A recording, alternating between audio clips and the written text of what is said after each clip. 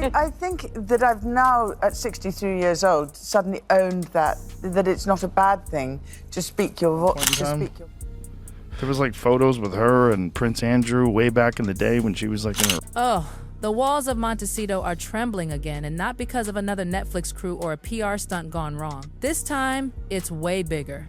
Meghan Markle is said to be in absolute meltdown mode after none other than Sarah Ferguson, yes, Fergie herself, decided to spill some long-buried secrets.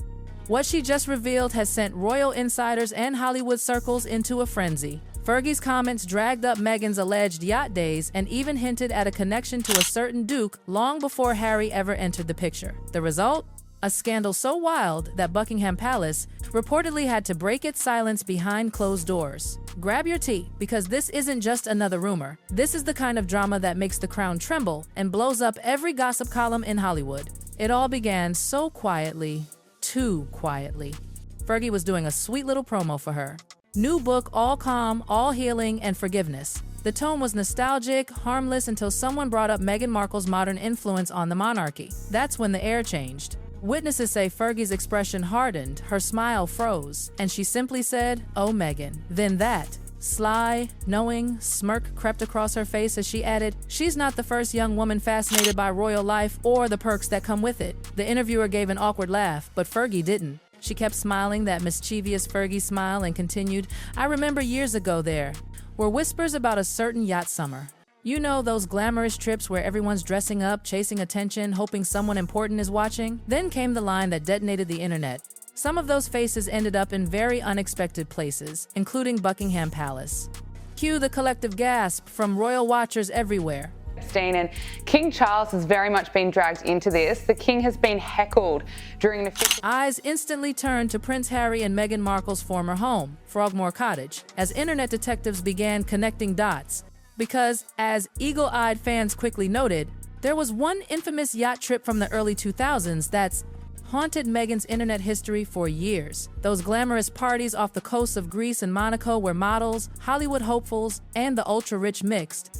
And guess who was reportedly part of those gatherings? A young, ambitious actress and one royal guest, Prince Andrew. Now, nobody's saying Meghan was romantically involved with Andrew, but the implication alone was explosive. Fergie's remark, intentional or not, reopened one of the most controversial chapters in Meghan's pre-royal life, the yacht girl allegations. And within hours, Twitter and TikTok went wild. The hashtag number Fergie said it exploded as old photos, gossip blogs, and archive threads resurfaced. People began digging, claiming Fergie had confirmed what Meghan had spent years trying to bury. Inside Monteceto, Meghan was reportedly furious. Friends told the Mirror that she called Fergie jealous and accused her of betrayal, insisting she had never met Andrew socially, calling the yacht rumors misogynistic lies designed to destroy her. But here's the twist. Fergie didn't back down. When paparazzi spotted her outside Claridge's hotel the next day and someone yelled, "Fergie, what did you mean about Meghan and the yacht summer?" she just smirked and said, "Oh, darling, I don't tell tales. I just remind people that every fairy tale starts somewhere." That single line set off shockwaves, because if anyone knows how to drop a scandal with a smile, it's Fergie. Behind palace doors, they were reportedly fuming. Though she's been on the royal fringe for years, Fergie's words still carry weight, especially when they target a duchess already on thin ice with the crown. One royal aide told the Daily Mail, "The palace has no interest in rehashing Meghan's past, but Sarah's remarks couldn't have come at a worse time." The kings focused on unity, and this reopened wounds that were barely starting to heal. In plain English, Fergie just poured gasoline on a fire the royals were desperate to put out. But why now? Why would Fergie, who knows all too well what public humiliation feels like, risk taking a jab at Meghan? According to palace insiders, it all comes down to respect, or the lack of it. Apparently, Fergie felt snubbed by Meghan during her early royal days. Remember Princess Eugenie's wedding?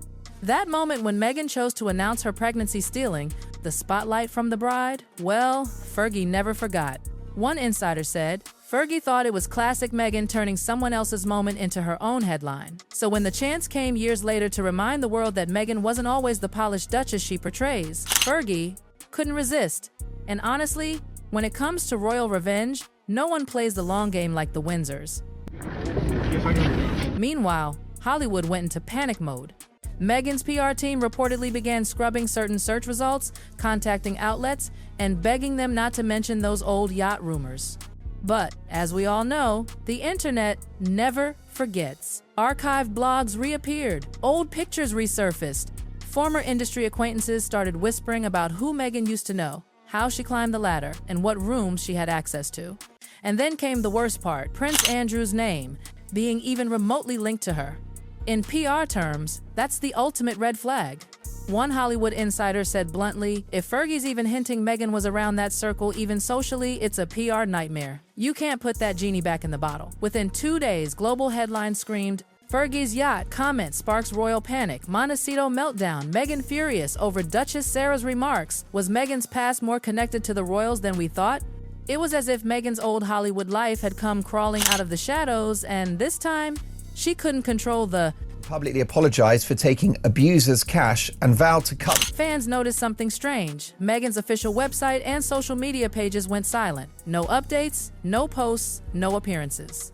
Sources close to her claimed she'd locked herself in crisis meetings, calling her team, old contacts, even Princess Eugenie, who's now awkwardly stuck between her mom and her former close friend. But Fergie's camp wasn't backing down either. Rumor has it she's got more stories, ones that could shed new light on those pre-Harry days.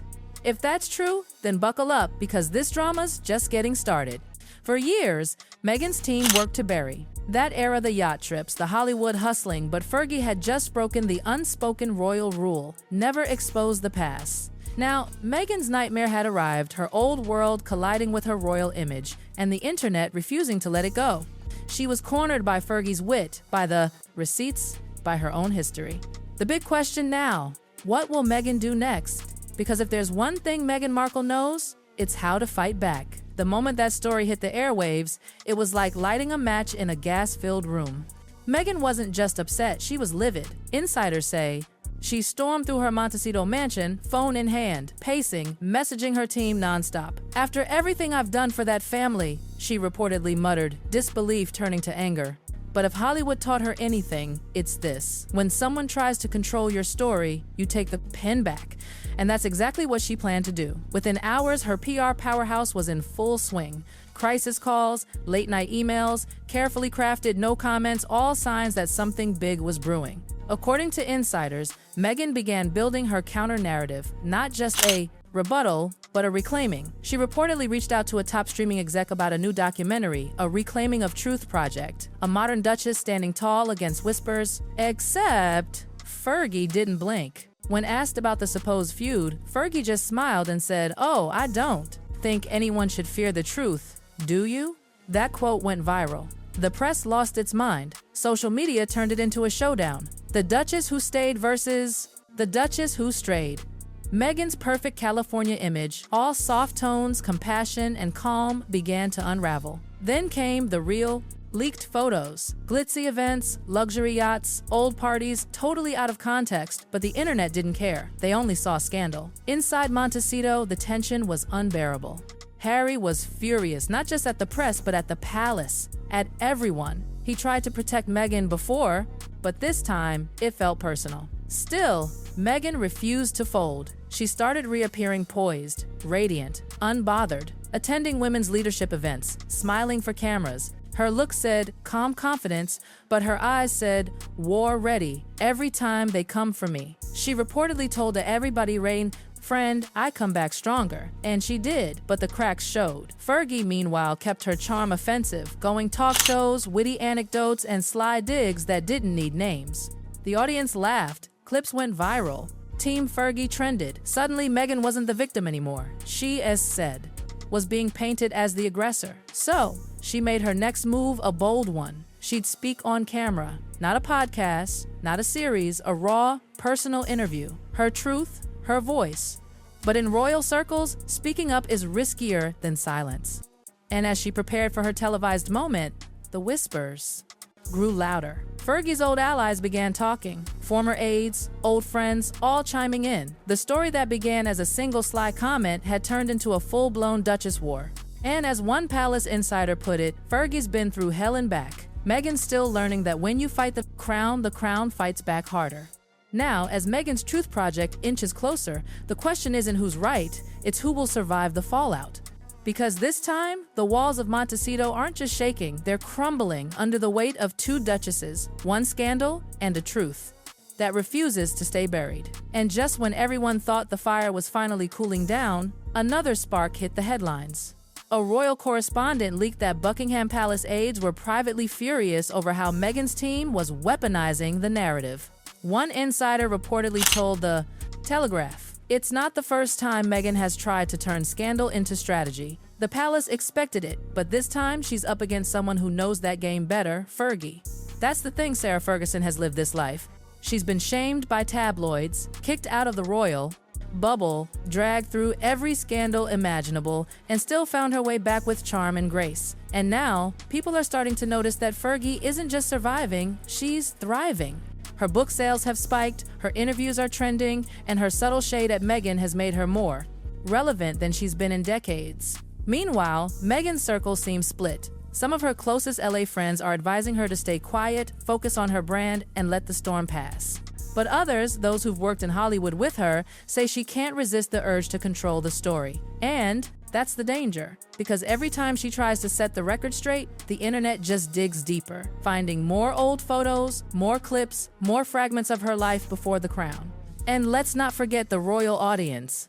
For years, the British public has watched Meghan and Harry's every move with skepticism. So when Fergie, someone who knows the pain of public scrutiny, hints that Meghan's past isn't so squeaky clean, it hits differently. It feels like validation for those who always doubted her fairy tale image.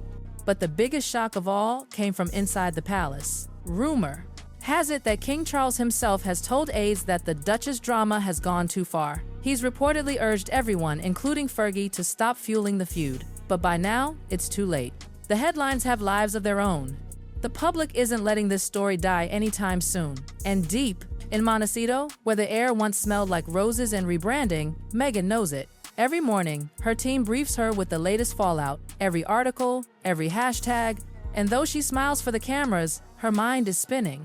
Because this time, it's not just gossip, it's her reputation, her legacy, and her crown that are all on the line.